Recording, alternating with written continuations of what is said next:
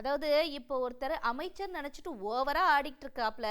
ஆனா அவர் இப்ப அமைச்சர் கிடையாது, எக்ஸ் அமைச்சர் அப்படிங்கிறத அவர் கொஞ்சம் நல்லா புரிய வைங்கப்பா அப்படின்னு ஒருத்தர் சொல்லியிருக்காரு. யாருக்கு புரிய வைக்கணும், என்ன சொல்றாருன்னு பாப்போம் வாங்க. தாவேக்காவை சேர்ந்த ஆதவ் அர்ஜுனா அவர்தான். கும்மிடிப்பூண்டியில இருக்கிற மண்டபத்துல இருந்து வெளியே வந்தப்ப நம்ம செய்தியாளர்கள் கேட்டிருக்காங்க, சார் சார் என்ன என்ன பொட்டி படுக்கையெல்லாம் தூக்கிட்டு எங்கே கிளம்பிட்டீங்க அப்படின்னு கேட்டதுக்கு, வேற என்னப்பா பண்றது, அவர் வந்து இப்போ கரண்டாக அமைச்சராக இருக்குன்னு நினச்சிக்கிட்டு நிறைய வேலையை எங்களுக்கு பார்த்துக்கிட்டு இருக்காங்க.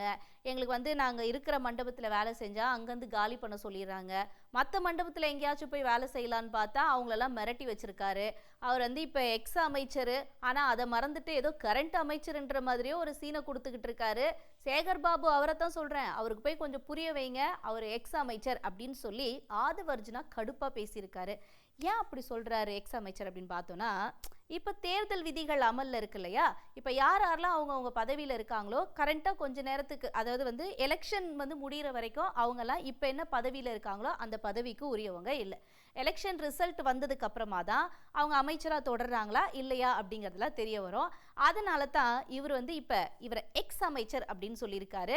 சரி, ஓகே, ஆதவ் அர்ஜுனா என்ன குமுறி இருக்காரு அப்படின்றத வாங்க பார்ப்போம். போய் சேகர் பாபுட்ட கேளுங்க. அவர் அமைச்சர் இல்லைன்னு முதல் சொல்லுங்க. நீங்க இனிமேட்டு வாழ்க்கை ஃபுல்லா எப்பயுமே அமைச்சர் ஆக முடியாது. முதலமைச்சர் பதவியை வந்து போயிருச்சுன்னு சொல்லுங்க. இப்போ எலெக்ஷன் கமிஷன் என்ன சொல்றாங்களோ, என்ன நோட்டிபிகேஷன் இருக்கோ அதை ஃபாலோ பண்ணோம். ஆர்ஓ தான் ஒவ்வொரு தொகுதியிலும் அத்தாரிட்டி. ஆர்ஓ மீறி, ரிட்டர்னிங் ஆஃபீஸரை மீறி முதலமைச்சருக்கும் சரி அமைச்சர்களும் சரி எந்த அதிகாரமும் கிடையாது. எக்ஸ் எம்எல்ஏக்கு அதிகாரம் கிடையாது.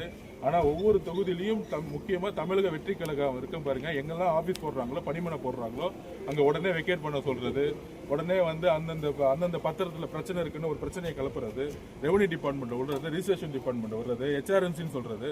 40 வருஷமா இருக்கிறாங்க. அப்போ பிரச்சனைனா கோர்ட்டில் போய் ஆர்டர் வாங்கிட்டு வரணும் ஒருத்தர் வெக்கேட் பண்ண சொல்லணும். ஆனால் அந்த ஓனர்ஸை வயசானவங்களும் பார்க்காம 85 வயசு இருக்க ஒரு பெண்களை வந்து மிரட்டுறது, ரவுடித்தனம் பண்றது, இதை பண்ணி எங்க ஆபீஸ் வந்து காலி பண்ண சொல்லியிருக்காங்க. ஒன்றும் இல்லை, எங்களால் வந்து இங்க இருக்கக்கூடிய ஓனர்ஸ்க்கு வந்து எந்த பிரச்சனையும் இல்லாமல் நாங்கள் இந்த ஆஃபீஸ் விட்டு வெக்கேட் பண்றோம். ஆனால் இந்த அராஜகமும் இந்த ரவுடித்தனமும் கண்டிக்கத்தக்கது.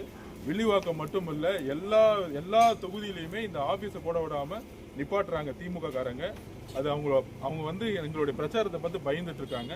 எங்களால எப்பொழுதும் பொதுமக்களுக்கோ இல்லை எங்களை வந்து நம்பியிருக்கவங்களுக்கு எந்த பிரச்சனையும் நடந்ததில்லை. கண்டிப்பா இதை கண்டிக்கத்தக்கது.